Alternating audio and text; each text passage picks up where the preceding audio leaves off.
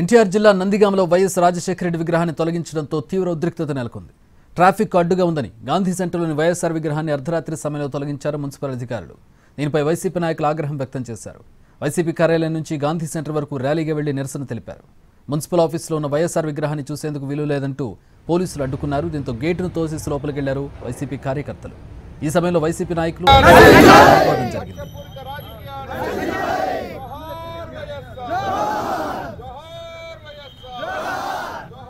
ఎన్టీఆర్ జిల్లా నందిగాంలో వైఎస్ రాజశేఖర రెడ్డి విగ్రహం తొలగించడం తీవ్ర ఉద్రిక్తతకు దారితీసింది.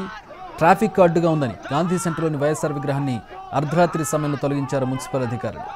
ప్రస్తుతం దీనికి సంబంధించి అక్కడ పరిస్థితి ఏ విధంగా ఉంది మా ప్రతినిధి శ్రీకాంత్ అందిస్తారు. శ్రీకాంత్, పరిస్థితి ఎట్లా ఉంది? వైసీపీ నాయకులు ఏమంటున్నారు?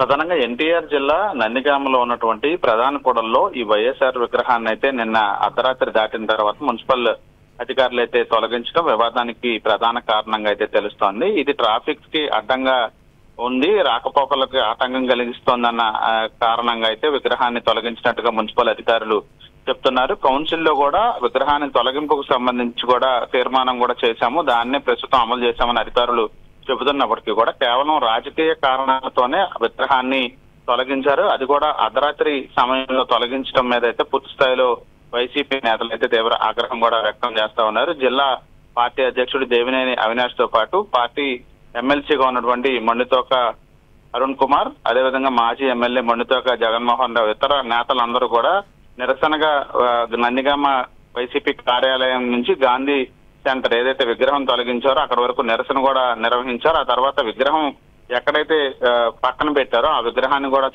చూసేందుకు కూడా ప్రయత్నించడం, పోలీసులు కూడా అడ్డుకోవడంతో కొంత ఉద్రిక్త వాతావరణం కూడా నెలకొంది. ఈ నేపథ్యంలో అక్కడే విగ్రహం తొలగించిన చాటే మొబైల్ విగ్రహాన్ని కూడా తీసుకెళ్లి అక్కడ కాసేపు ఏర్పాటు చేసి అక్కడ నిరసన కూడా వ్యక్తం చేశారు.